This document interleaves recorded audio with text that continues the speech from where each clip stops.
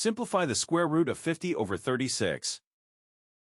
First, look for a number that divides both the numerator and denominator. 2 divides both. Dividing both by 2 keeps the fraction equal. Take the square root of the numerator and denominator separately. The numerator is a perfect square. Its root is 5. In the denominator, 18 equals 9 times 2. The root of 9 is 3, so move it outside.